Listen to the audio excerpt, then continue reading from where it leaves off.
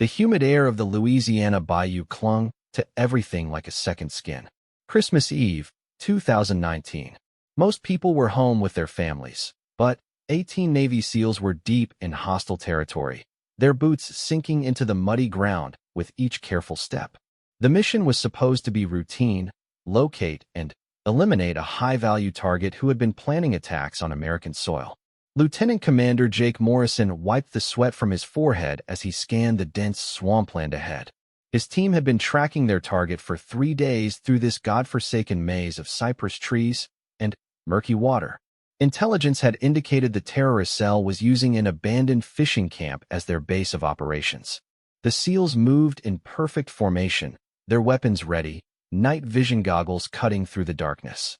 Morrison had been leading special operations for 12 years, and something felt wrong about this mission. The silence was too complete, too perfect. Even the usual sounds of the swamp, frogs croaking, insects buzzing, water lapping against the shore, seemed muted. Petty Officer First Class Marcus Rodriguez, the team's communications specialist, tapped Morrison's shoulder. "Sir, we've lost contact with base. Radio's been jammed for the last 10 minutes. His voice was barely a whisper, but in the dead silence of the swamp, it might as well have been a shout. Morrison nodded grimly. They were on their own now. The mission parameters had changed, but there was no turning back. His men were counting on him to get them home alive, and he wouldn't let them down. They had trained for situations like this: isolation, no backup, hostile environment. But training was different from reality. The team pressed forward, moving through knee-deep water that reflected the pale moonlight. Sergeant Danny Kim, their explosives expert, pointed to a structure barely visible through the trees. The fishing camp looked abandoned from the outside, but heat signatures from their thermal imaging showed at least 15 people inside.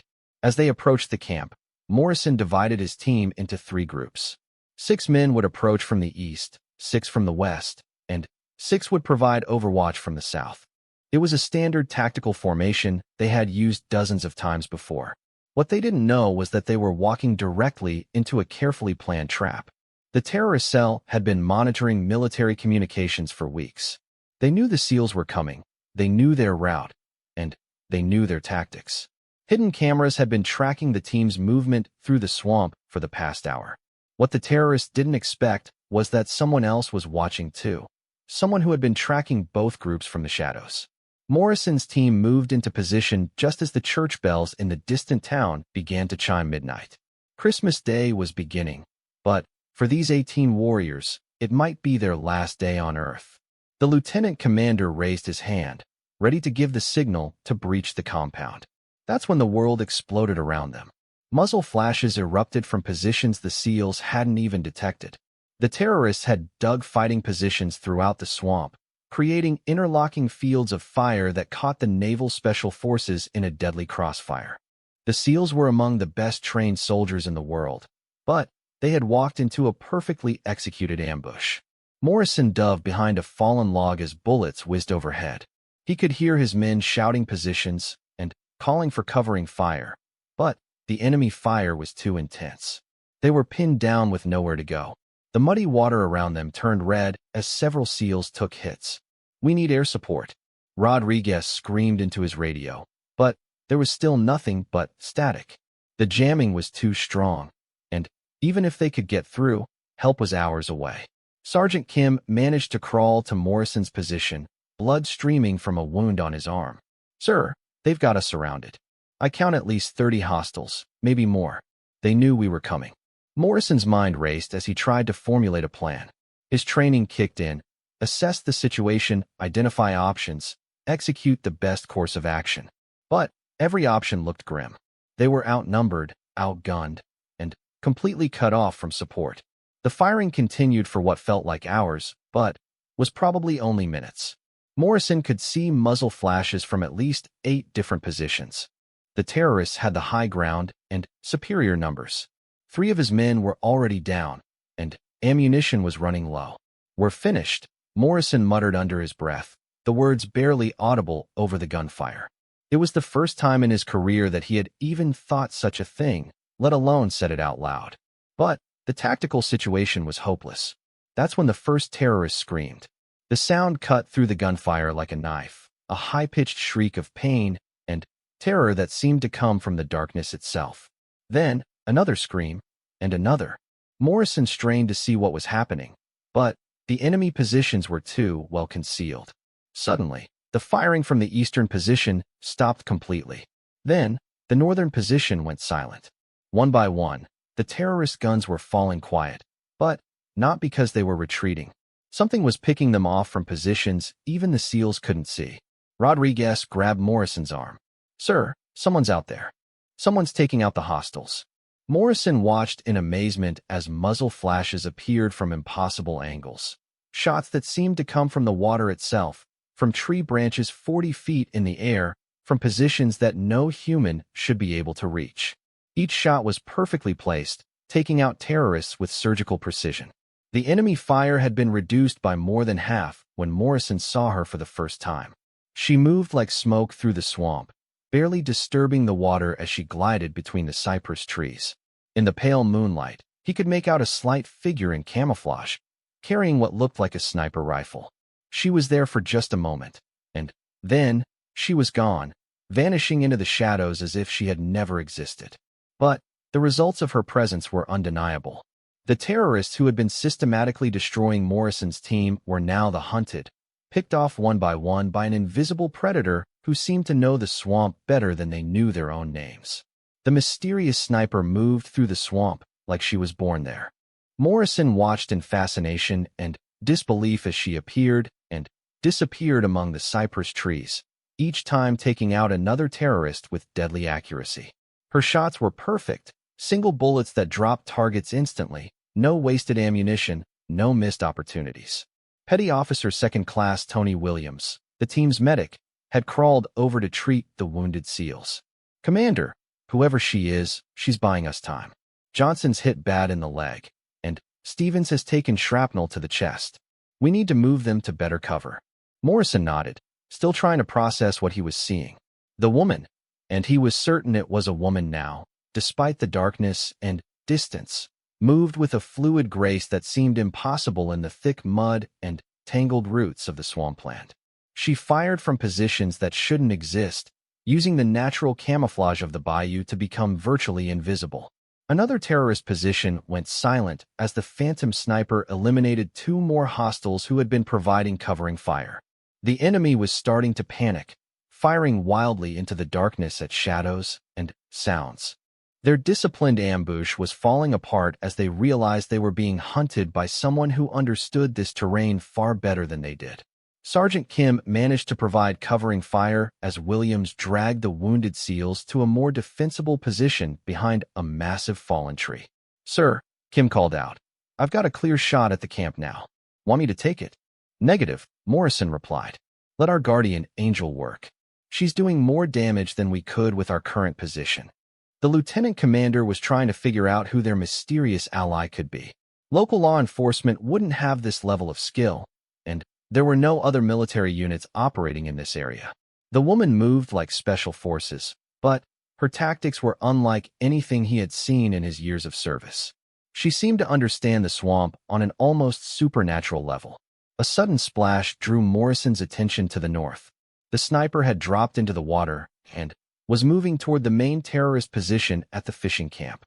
She moved without creating ripples, her rifle held high to keep it dry. Morrison lost sight of her behind a cluster of cypress trees, but he could track her progress by the sudden silence that followed her path. "Jesus Christ," Rodriguez whispered. "She's heading straight for their stronghold. That's suicide." But Morrison was beginning to understand that this woman didn't operate by normal tactical rules. She was using the environment itself as a weapon, turning the swamp into her ally. Every tree, every shadow, every patch of murky water became part of her arsenal. The terrorists were completely confused now. Their leader was shouting orders in Arabic, trying to reorganize his remaining men, but they were jumping at every sound. Half their number had been eliminated by an enemy they couldn't see, couldn't predict, and couldn't fight effectively. Morrison watched as the woman emerged from the water near the eastern edge of the camp. She had somehow circled around behind the terrorist positions without being detected. Her rifle came up, and 2 more guards dropped silently. She was inside their perimeter now, and the hunters had become the hunted. "Sir," Williams called out softly, "Stevens is stabilized, but we need to get him to a hospital. Johnson can move, but not quickly." Morrison made a quick decision. "Kim, Rodriguez, set up Overwatch. Williams, get ready to move the wounded. We're going to use this distraction to advance on the camp." The SEALs began moving forward, using the chaos created by their mysterious ally to gain ground. They could hear shouting from the terrorist positions, orders being given in multiple languages as the cell tried to adapt to their rapidly deteriorating situation. That's when Morrison saw something that made his blood run cold. Through his night vision scope, he spotted additional terrorist reinforcements moving through the swamp from the south, at least 15 more hostiles who had been held in reserve.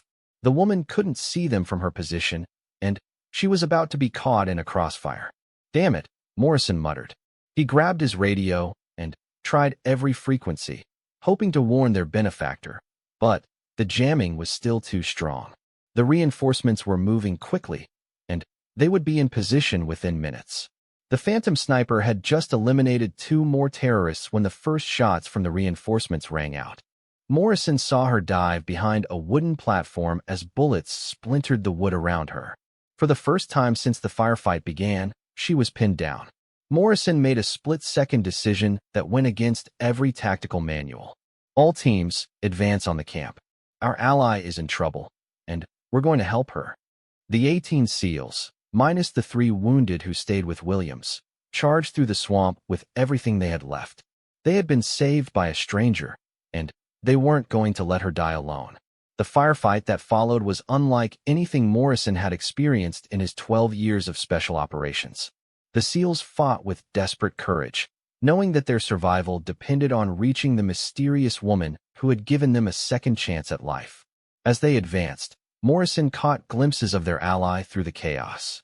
She moved like water flowing around obstacles, appearing where the terrorists least expected her, disappearing before they could return fire.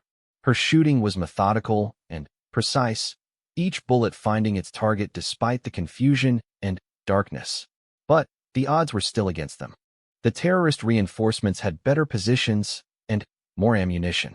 Morrison's team was running low on everything except determination, and that might not be enough to get them out alive. Rodriguez managed to get close enough to throw a grenade into one of the terrorist positions, taking out 3 hostiles in the explosion. Kim followed up with covering fire that allowed 2 more SEALs to advance. But for every terrorist they eliminated, it seemed like 2 more appeared from the shadows. Morrison found himself wondering who this woman was and why she had risked her life to save strangers. Military? Law enforcement? Or something else entirely? In the heat of battle, her motives didn't matter, but her skill was undeniable.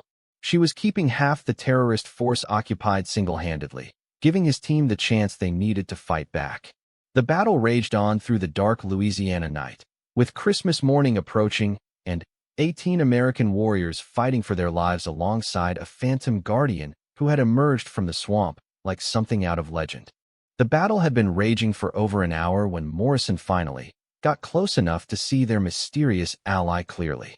She was smaller than he had expected, maybe 5'6", with dark hair pulled back in a tight ponytail.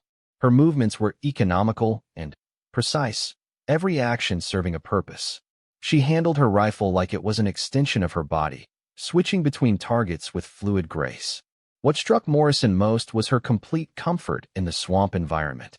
While his highly trained SEALs struggled with the mud, water, and tangled vegetation, she moved through it like she had been born there.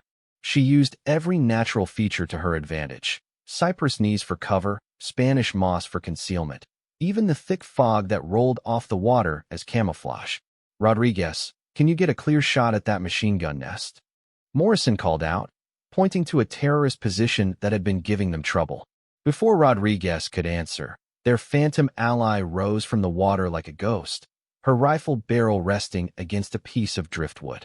The machine gunner dropped with a single shot to the head, and she vanished again before his partner could locate the source of the shot.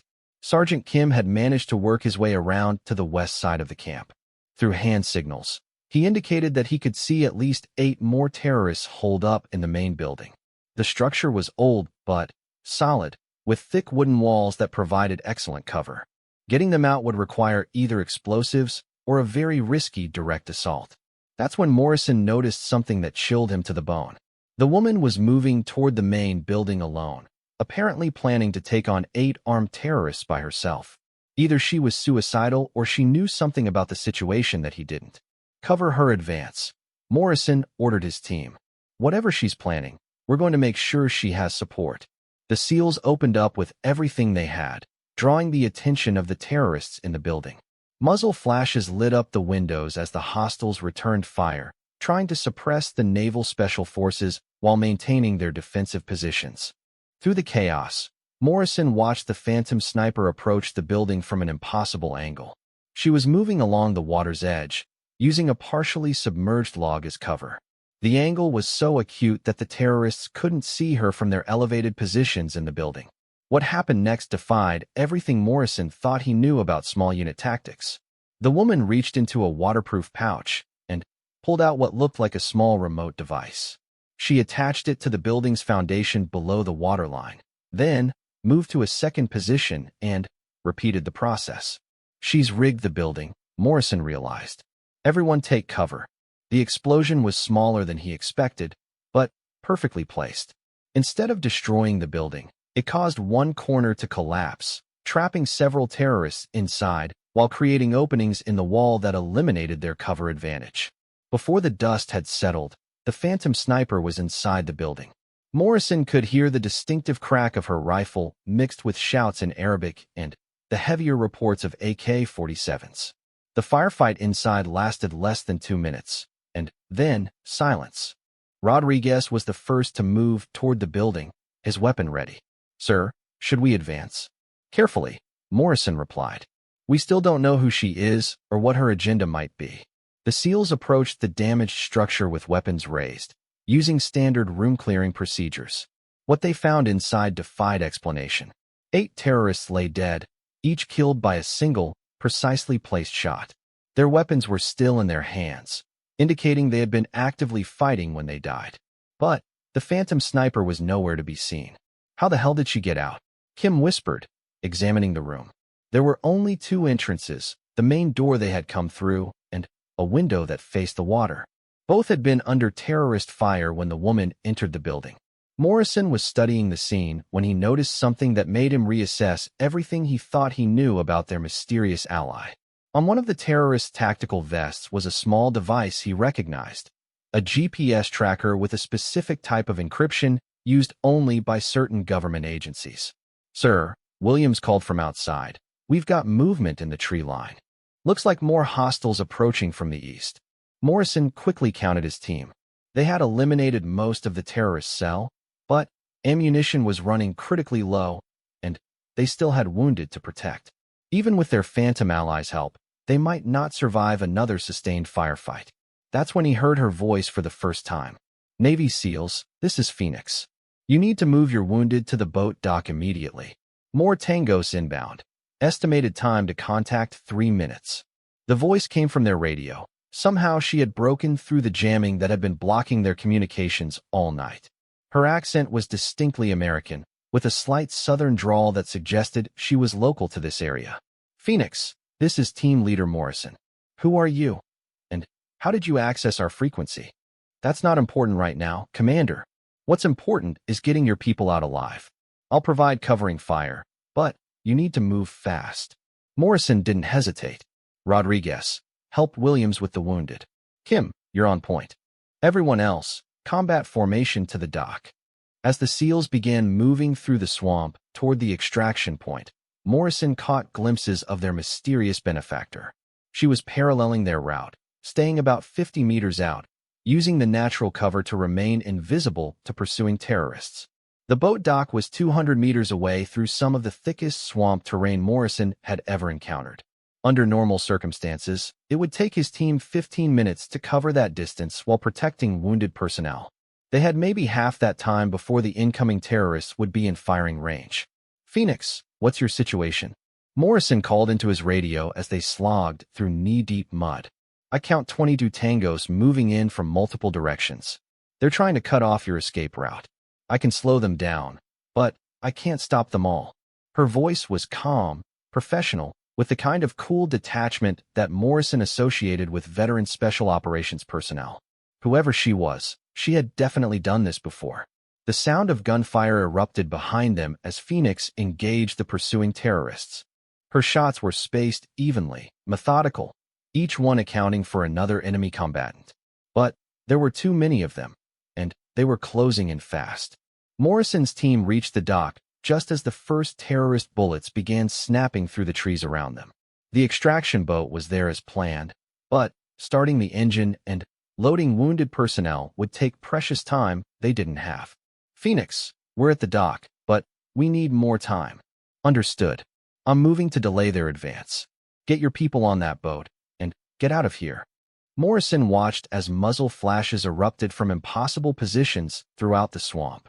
The woman was engaging multiple targets simultaneously, using the terrain to create the illusion that she was in several places at once. It was a masterful display of individual combat tactics, but it couldn't last forever. The extraction boat's engine roared to life as Morrison's team loaded the wounded SEALs. Rodriguez and Williams worked efficiently to secure the injured men, while Kim provided overwatch from the dock. The sound of gunfire from the swamp was getting closer, indicating that Phoenix was being forced to fall back under pressure from superior numbers. Phoenix, what's your status? Morrison called into his radio while helping Williams lift Petty Officer Stevens onto the boat. I'm mobile, but they're closing in. You need to leave now, Commander. Don't wait for me. Morrison hesitated. Every instinct told him not to abandon the person who had saved his team, but he also had a responsibility to get his wounded men to safety. It was the kind of impossible choice that haunted special operations commanders. Negative, Phoenix. We don't leave people behind. Can you make it to the dock? That's not your call, Commander. My mission parameters are different from yours. Get your people out of here. Before Morrison could respond, the radio crackled with static as the jamming resumed. The terrorists had obviously figured out that the SEALs were communicating with their mysterious ally and had moved to block the frequency again. Kim tapped Morrison's shoulder urgently. Sir, muzzle flashes about 100 meters out and closing fast. We need to go now. Morrison made the hardest decision of his military career. Cast off. We're leaving. The boat pulled away from the dock just as the first terrorist rounds began impacting the wooden structure. Morrison kept his eyes fixed on the swamp, hoping to catch one last glimpse of the woman who had saved their lives. But Phoenix had vanished into the darkness as completely as she had appeared. The ride back to the extraction point was tense and silent. The SEALs tended to their wounded while scanning the shoreline for signs of pursuit. Morrison found himself thinking about the mysterious sniper who called herself Phoenix. Her tactics, her equipment, her intimate knowledge of the local terrain. It all suggested she was more than just a good Samaritan who happened to be in the right place at the right time. 20 minutes later, they reached the primary extraction point where a medical helicopter was waiting. As the wounded SEALs were loaded onto the aircraft, Morrison pulled Rodriguez aside. I want you to run a trace on that radio frequency. Find out how she accessed our encrypted communications. Already on it, sir. But, Commander, whoever she is, she's got some serious technical capabilities. Breaking our encryption in real time isn't something you learn in civilian school. As the helicopter lifted off, carrying the wounded to a military hospital, Morrison stared back at the dark expanse of the Louisiana swamp. Somewhere out there, Phoenix was either escaping or fighting for her life, and he had no way of knowing which. The debriefing took place 3 days later at Naval Special Warfare Command in Virginia Beach. Morrison sat across from Captain Sarah Chun, the intelligence officer assigned to review the mission. The room was sterile and windowless, designed to prevent any possibility of surveillance or information leakage. Your mission report is quite remarkable, Commander Morrison, Captain Chun said, scrolling through the digital file on her tablet. 18 SEALs ambushed by superior numbers, saved by an unknown individual with exceptional combat skills. Have you given any more thought to who this Phoenix might be? Morrison had been thinking about little else for 3 days. Based on her tactics and equipment, she's definitely military trained. Special operations, most likely. Her knowledge of that specific terrain suggests she's either local to the area or has spent considerable time there. The radio intercept is particularly interesting, Chen continued.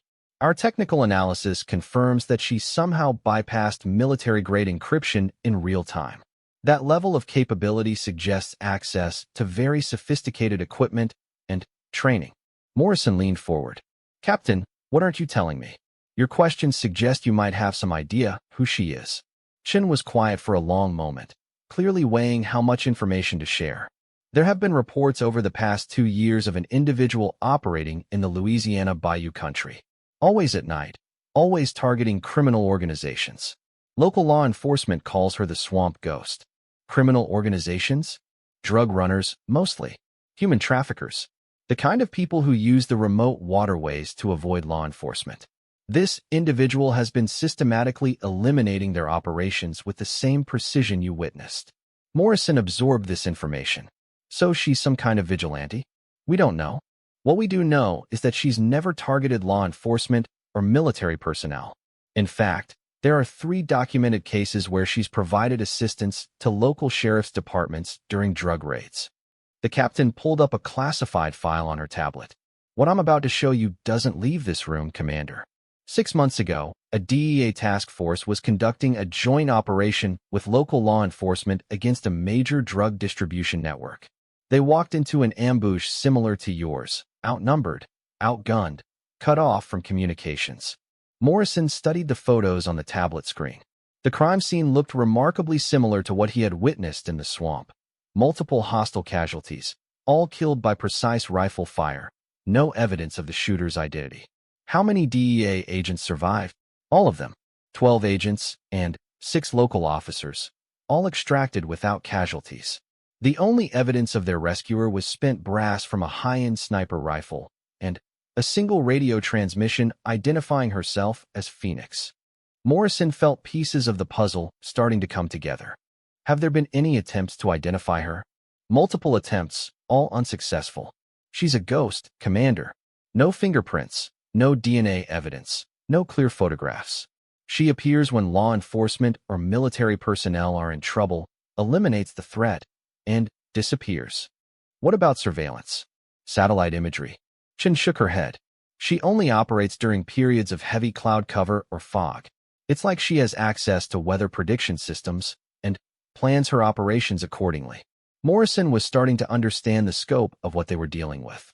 This wasn't just a skilled individual. This was someone with access to intelligence resources, advanced equipment, and detailed knowledge of law enforcement and military operations.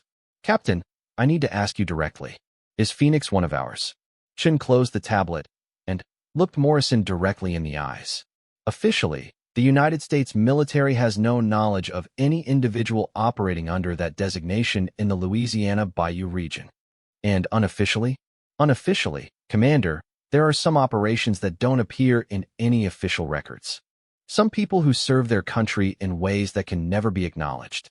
If such a person existed, and if she was operating in that area, she would have my personal respect and gratitude. Morrison understood. Phoenix was off the books, a ghost operator working in the shadows to protect American interests. The kind of person whose existence would be denied by everyone in the chain of command, but whose actions spoke louder than any official recognition. As Morrison left the debriefing room, he found himself hoping that Phoenix had survived that night in the swamp. Whoever she was, she had saved the lives of 18 American warriors, and she deserved better than to die alone in the darkness. 6 months after the Christmas Eve ambush, Lieutenant Commander Jake Morrison found himself back in Louisiana, but this time under very different circumstances. He was attending a classified briefing at Naval Air Station Joint Reserve Base New Orleans, where Captain Chun had requested his presence for a special assignment. The conference room overlooked the Mississippi River, and Morrison could see cargo ships moving slowly through the murky water. The similarity to the swamp, where he had nearly lost his entire team, was not lost on him. Commander, we have a situation that requires your specific expertise, Captain Chun began, activating a secure presentation system. 3 weeks ago, a joint task force of FBI and DEA agents went missing during an operation in the same general area where your team encountered Phoenix. Morrison leaned forward with interest. Missing how? Complete radio silence. Their last transmission indicated they had located a major drug processing facility and were moving in to make arrests. Since then, nothing. Search and rescue teams found their vehicles abandoned at a boat launch, but no sign of the agents themselves. The captain pulled up satellite imagery showing a vast expanse of swampland. Intelligence suggests they're being held at a fortified compound about 15 miles from where your Christmas Eve firefight took place. The same terrorist cell you encountered has apparently partnered with a Mexican cartel to establish operations in the bayou. Morrison studied the intelligence photos. The compound was much larger than the fishing camp from 6 months ago, with multiple buildings and defensive positions. How many hostages? 8 federal agents. And, Commander, we have reason to believe that Phoenix may already be involved.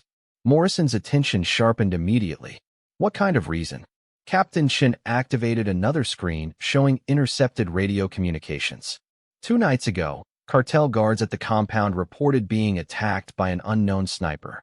3 guards were killed, and several others wounded. The attack stopped when reinforcements arrived, but the pattern matches Phoenix's previous operations. So she's already trying to rescue the agents? That's our assessment.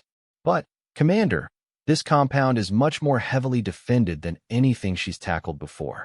We're talking about 40 to 50 armed guards, heavy weapons, and defensive positions designed to withstand a military assault. Morrison was beginning to understand why he had been called in. You want me to coordinate with Phoenix? If possible, yes. Your team is the only military unit that has worked with her successfully. We need to extract those federal agents, and we believe Phoenix is our best chance of getting inside that compound. Morrison considered the tactical challenges. Captain, how exactly am I supposed to coordinate with someone who exists off the books and communicates only when she chooses to? We've been monitoring radio frequencies in the area. She's been using different encryption methods, but our technical team has identified patterns in her communications. We think we can establish contact. The briefing continued for another hour, covering everything from weather patterns to detailed maps of the bayou waterways. Morrison learned that the missing agents had been tracking a major drug shipment when they disappeared, and that the cartel was planning to use the compound as a permanent base for operations throughout the Gulf Coast region. 2 days later, Morrison found himself back in the Louisiana swamp with a team of 12 SEALs, moving through the same murky waters where Phoenix had saved their lives 6 months earlier. This time, however, they were hunting for her instead of being hunted by terrorists. The plan was simple in concept, but complex in execution. Morrison's team would establish a perimeter around the compound while attempting to make contact with Phoenix. If successful, they would coordinate a joint rescue operation. If not, they would proceed with a standard hostage rescue mission. As they moved through the swamp in the pre-dawn darkness, Morrison found himself remembering the Phantom Sniper's incredible skills. Her ability to move unseen through this terrain, her precision shooting, her tactical awareness. All of it had been beyond anything he had encountered in his military career. Sergeant Kim, who had been part of the original Christmas Eve team, tapped Morrison's shoulder and pointed to a cypress tree about 50 meters ahead. Sir, movement in the tree line. Morrison raised his night vision scope and scanned the area. For a moment, he saw nothing but Spanish moss and shadows. Then, just for an instant, he caught sight of a figure moving through the trees with the same fluid grace he remembered from 6 months ago. Phoenix, this is Commander Morrison. Do you copy? The radio remained silent for several long seconds. Then, unexpectedly, her voice came through clearly on their encrypted frequency. Hello again, Commander. I was wondering when you might show up. Morrison felt a mixture of relief and apprehension. Phoenix, we need to talk. We have a situation that requires coordination. I know about the federal agents. I've been working on their extraction for the past 3 days. Are they still alive? As of last night, yes. But the cartel is getting nervous about the attention. Intelligence suggests they're planning to move the hostages tomorrow night. We have a narrow window. Morrison was impressed that Phoenix had managed to gather real-time intelligence on the compound. Can you get us inside? I can get you to the perimeter. But this isn't like Christmas Eve, Commander. These people are professionals, and they're expecting trouble.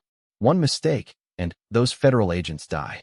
Over the next hour, Morrison found himself engaged in the most unusual tactical planning session of his career. Phoenix shared detailed intelligence about guard rotations, weapon emplacements, and the internal layout of the compound. Her information was more accurate than anything the military intelligence services had provided. The hostages are being held in the main building, second floor, eastern corner, Phoenix explained through the radio. 2 guards inside. For more in the hallway, motion sensors on the stairs. Morrison studied the hand-drawn map she had somehow managed to transmit to his tablet. How did you get this information? I've been inside twice. Lost 3 pounds crawling through drainage pipes. But it was worth it. The rescue plan that emerged was audacious even by special operations standards. Phoenix would create a distraction on the western side of the compound, drawing guards away from the main building. Morrison's team would assault from the east, neutralize the remaining guards, and extract the hostages. Phoenix, Morrison said as they prepared to move into position. After we get the agents out, you're coming with us. No arguments. We'll see, Commander. Sometimes things don't go according to plan. As the SEALs moved through the swamp toward the compound, Morrison reflected on the strange turn his career had taken. 6 months ago, he had been saved by a phantom. Tonight, he was working alongside that same ghost to save others. The compound appeared through the trees just as the first hints of dawn began to lighten the eastern sky. Morrison could see guards patrolling the perimeter, their weapons ready, their movements professional and alert. This was going to be the most challenging mission of his career. But this time, he had Phoenix on his side. The final battle for the federal agents' lives was about to begin, and Morrison knew that success would depend on perfect coordination between the U.S. Navy's finest warriors and a mysterious woman who fought from the shadows to protect those who couldn't protect themselves. As Morrison raised his hand to signal the beginning of the assault, he wondered if this would be the night he finally learned who Phoenix really was, or if she would disappear back into the swamp, leaving only legends and grateful survivors to mark her passage.